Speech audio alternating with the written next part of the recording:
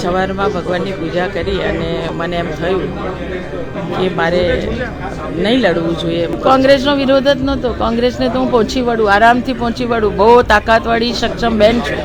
નમસ્કાર, આપ જોઈ રહ્યા છો યુટીસી ન્યૂઝ. લોકસભાની ચૂંટણી 2024ને લઈને સૌથી મોટા સમાચાર વડોદરાથી આવ્યા છે. વડોદરાના સાંસદ રંજનબેન ભટ્ટને ટિકિટ મળ્યા બાદ હવે તેઓએ ચૂંટણી લડવાનો ઇનકાર કરી દીધો છે. રંજનબેન ભટ્ટને ટિકિટ મળ્યા બાદ ભારતીય જનતા પાર્ટીના મહિલા મોરચાના ઉપાધ્યક્ષ ડૉક્ટર જ્યોતિ પંડ્યાએ જાહેરમાં વિરોધ કર્યો હતો, પરંતુ એટલો મોટો પણ કંઈ વિરોધ ન હતો કે તેમને આ ચૂંટણી લડવાથી ઇનકાર કરી દેવું પડે. ભારતીય જનતા પાર્ટી દ્વારા ત્રીજી વખત સાંસદ રંજનબેન ભટ્ટને લોકસભાની ટિકિટ આપવામાં આવી હતી અને ત્યારબાદ ભારતીય જનતા પાર્ટીના સંગઠન દ્વારા અને અલગ અલગ ધારાસભ્યો દ્વારા કાર્યકર્તા સ્નેહ મિલન કાર્યક્રમ પણ શરૂ કરી દેવામાં આવ્યા હતા. આ કાર્યકર્તા સંમેલનમાં રંજનબેન ભટ્ટને 10 લાખથી પણ વધુ વોટથી જીતાડવાના સંકલ્પ લઈ લેવામાં આવ્યા હતા અને વડોદરામાં સૌથી વધારે વોટ દેશભરમાંથી મળે તેવા પણ સંકલ્પ લેવાયા હતા.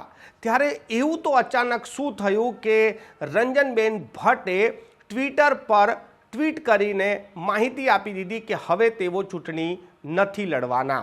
આજે સવારે રંજનબેન ભટ્ટે આ જાહેરાત કરતાની સાથે જ તેમના સમર્થકો, તેમના મિત્રો તેમના નિવાસ સ્થાને પહોંચી ગયા હતા. ખૂબ જ ભાવુક દૃશ્યો રંજનબેન ભટ્ટના ઘરે દેખાયા હતા. રંજનબેન ભટ્ટે જણાવ્યું કે આજે તેઓ પૂજા કરવા ગયા અને પૂજા બાદ તેમને એવું લાગ્યું કે તેઓ ચૂંટણી હવે નથી લડવી. પાર્ટીએ તો તેમને ટિકિટ આપી હતી, પરંતુ હવે તેઓએ ચૂંટણી નથી લડવી. એવું તો અચાનક શું થયું કે રંજનબેન ભટ્ટે ચૂંટણી લડવાનો જ ઇનકાર કરી દીધો.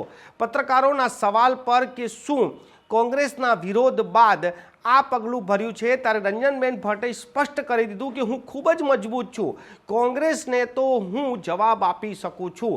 તો પછી રંજનબેન ભટ્ટ કોને જવાબ આપવામાં અસમર્થ થઈ ગયા? રંજનબેન ભટ્ટ જે સૌથી વધારે વોટથી 2019માં પણ જીતીને આવ્યા હતા, તેઓ આ વખતે તો ભારતમાં સૌથી વધારે મતોથી જીતવાનો એક રેકોર્ડ કરવાનો હતો. ત્યારે રંજનબેનને અચાનક એવું તો શું થયું કે તેમને ટિકિટ જ પાછી આપી દીધી, એટલે ચૂંટણી લડવાનો જ ઇનકાર કરી દીધો. આ જે સમાચાર આવ્યા બાદ જે લોકસભાની ચૂંટણી 2024 છે તેનો આ સૌથી મોટો સમાચાર કહેવાય છે કે સૌથી વિનિંગ બેઠક છે આ. અહીંયા કોઈ પણ ચૂંટણી લડે જીતી જાય અને એવામાં તો રંજનબેન ભટ્ટ તો ખૂબ જ લોકપ્રિય છે. તો પછી રંજનબેન ભટ્ટે પોતાની ટિકિટ એટલે પોતાની દાવેદારી પાછી કેમ લઈ લીધી છે? આવો સાંભળીએ રંજનબેન ભટ્ટે ચૂંટણી લડવાનો ઇનકાર કર્યા બાદ એમની પહેલી પ્રતિક્રિયા શું છે. સવારમાં ભગવાનની પૂજા કરી અને મને એમ થયું કે મારે નહીં લડવું જોઈએ. મને પોતાની ઈચ્છા એવી થઈ કે મને તો પાર્ટીએ ટિકિટ આપી છે, પણ મારા અંગત કારણોસર મારે ચૂંટણી નથી લડવી અને મેં મારા સોશિયલ મીડિયા પર મૂકી દીધું. એકદમ જ કેમ આ વિચાર આવ્યો? બસ છેલ્લા 10 દિવસથી જે રીતના થઈ રહ્યું છે, એટલે મને એમ થયું કે પાર્ટીએ તો મને આપ્યું છે, મારે નથી લડવું જોઈએ અને મેં સામે ચાલીને મેં ના પાડી દીધું. બેન, વડોદરાના વિકાસ માટે તમે વધી રહ્યા છો, એ બધા પ્રોજેક્ટ પણ લઈ આવ્યા, હજુ પણ આગળનું વિઝન હતું કે આ કરીશું વડોદરા માટે, તો પછી હવે તેનું શું? આગળ આવનારા સાંસદ જે બી હશે એ ચોક્કસ વડોદરાનો આગળનો વિકાસ કરશે. મેં 10 વર્ષ સમર્પિતતાથી કામ કર્યું છે અને કામ કરતી રહીશ, કાર્યકર્તા તરીકે કામ કરતી રહીશ. બેન, આ તો તમારી ઈચ્છા છે, પણ પાર્ટી કહે છે કે ના, રંજનબેન લડવાનું છે. પાર્ટીએ તો મને આપી જ હતી ને. પાર્ટી તો ક્યાં ના પાડી હતી? પાર્ટીએ ત્રીજા ટર્મ માટે મને કીધું હતું, એટલે પાર્ટી તરફથી તો ના છે જ નહીં. એટલે ફરી પાર્ટી પાછી મને કે એવો તો વિષય પાર્ટી ના કે ને મેં મૂક્યું હોય તો એવું છે નહીં ને. એટલે હવે પાર્ટી પોતે બીજા કોઈને લડાવે, હું તો કાર્યકર્તા તરીકે કામ કરીશ. કોંગ્રેસનો વિરોધ જ નહોતો. કોંગ્રેસને તો હું પહોંચી વળું, આરામથી પહોંચી વળું. બહુ તાકાતવાળી સક્ષમ બેન છું, પણ મને મનથી એવું થયું કે મારે નથી લડવું અને સેવા કરવી હોય તો કાર્યકર્તા તરીકે સેવા કરાશે ને હું એ રીતના કામ બેન, કરીશ. તમારું એક સપનું હતું કે વડોદરાના ઇન્ટરનેશનલ ફ્લાઇટ વડોદરામાં આવે, સપનું હતું. મારા આવનારા જે બીજા સાંસદ આવશે ને એ આવનારું વડોદરાનું જે કંઈ કામ હશે એ ચોક્કસ કરશે. બેન ક્યાંક વ્યથિત હતા તમારી ટિકિટ જાહેર થયા પછી આખું જે કેમ કે જ્યાર સુધી ટિકિટ નથી જાહેર થઈ તમામ લોકો તમારા સાથે હતા એ હતા અને પછી આ બધું જે થયું ક્યાંક મનમાં દુઃખ તમે જુઓ મારી ટિકિટ ડિક્લેર થયા પછી જે લોકો જે પણ ચલાવી રહ્યા હોય છતાંય વડોદરા શહેરમાં શ્રેષ્ઠીઓ હોય, મારા કાર્યકર્તાઓ હોય, મારા ધારાસભ્યશ્રી હોય, મારી તમામ મંડળ લેવલથી લઈને સંગઠનની ટીમ હોય, અમે સાથે વિધાનસભામાં બૂથ લેવલ સુધીના કાર્યકર્તા સાથેના સંમેલન કર્યા છે.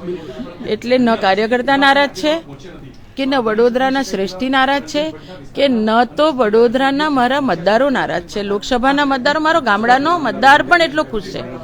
પણ મને એમ થયું કે મારે નથી લડવું અને એટલે મેં ચૂંટણી નહીં લડવાની ઈચ્છા બતાવી.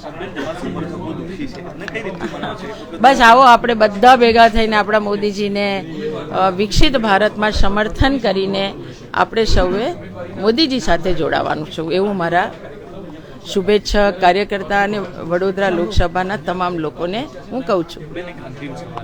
પાર્ટી કે વડોદરાને લઈને આ તમે નિર્ણય લીધો છે કે પછી મારા અંગત કારણોસર અને જે કંઈ આ ચાલી રહ્યું હતું ખોટી રીતે માને બદનામ કરવામાં આવે, અચ્છા કોઈ પણ મહિલા ચલાવી ના લે, ખોટી રીતે કહેવામાં આવે કે મોલ છે, હું તમને બધાને મારા માટેની લાગણી હોય તો તમે એમને જઈને એવું કહેજો કે પેપર આપે મોલના. મારા છોકરાની નાની શોપ પણ નથી અને મારો દીકરો 2007થી ત્યાં આગળ ઓસ્ટ્રેલિયામાં સિટીઝન છે, 2024ની છે. પણ ખોટું આ રીતનું સ્ટેટમેન્ટ આપવું વગર લેવે દેવે અને આપ બધા મીડિયાના મિત્રો પણ મોલ છે એવું ચલાવો તો માગો તો ખરા ભલા માણસ, માગ્યા વગર ચલાવો એ બી તમને કેટલું અંશે વ્યાજબી દેખાય. તો મને એમ થયું કે એક મહિલા તરીકે આ ખોટું જે રીતનું કરવું એના કરતાં ચૂંટણી લડ્યા વગર પણ મારા મોદીજીને હું સમર્થન કરી શકું અને એટલે મેં જાતે નિર્ણય કર્યો કે મારે નથી લડવું. મોવડી મંડળ સાથે કે સાહેબ સાથે કઈ વાતચીત? મેં તમને કહું, મારા જાતે મેં નિર્ણય લીધો છે. મને નથી મારા ઉપરથી કોઈ કહેવામાં આવ્યું કે નથી પ્રદેશથી કોઈએ કીધું. હું મારી જાતે સવારમાં મારા અવધૂત પાસે બેઠી અને મને એમ થયું કે રોજ કંઈ નવું ગતકડું હોય એના કરતાં સામેથી કહી દઈએ કે ભાઈ બીજા ઉમેદવાર, મારું ભાજપ કે મારી વડોદરા આના માટેનું કંઈ બી ખરાબ થાય એ હું વડોદરાની છું એટલે હું સામે ચાલીને ચૂંટણી ન લડવાની ઈચ્છા બતાવી દઉં તો વધારે સારું અને એટલે મેં સામે ચાલીને આ ઈચ્છા બતાવી. સાહેબ કહેશે તો સાહેબે તો મને આપી જ છે ને ટિકિટ. સાહેબે ક્યાં મને નથી આપી? મને ત્રીજી વખત ટિકિટ આપી. સાહેબ કહેશે કે પણ કાર્યકર્તાને કોઈને પણ આપે પાર્ટી અને હું એની સાથે કામ કરીશ. બસ કાર્યકર્તા તરીકે હું કામ કરવા આજે બી તૈયાર છું. આવનારા દિવસોમાં પણ એ રીતે હું કામ કરવાની છું. તમે વ્યથિત હતા અને હવે તમારા નારાજ જે સમર્થકો છે એમને કઈ રીતે મનાવશો એવું કે ના આપણે બધા હું પોતે જ કામ કરવાનું છું ભાજપનું, મોદી સાહેબનું, તો મારા કાર્યકર્તા પણ કામ કરશે જ ને. અમે બધા કામ કરવાના છે, બિલકુલ કામ કરવાના. બેન, આ તો તમારો એક અંગત પર્સનલ તમે ના પાડો છો, પણ જો પાર્ટી યથાવત રાખશે તો શું ઉમેદવારી હું પાર્ટીને વિનંતી કરીશ કે તમે બીજા કોઈને બી લડાવો, મારે ચૂંટણી નથી લડવી.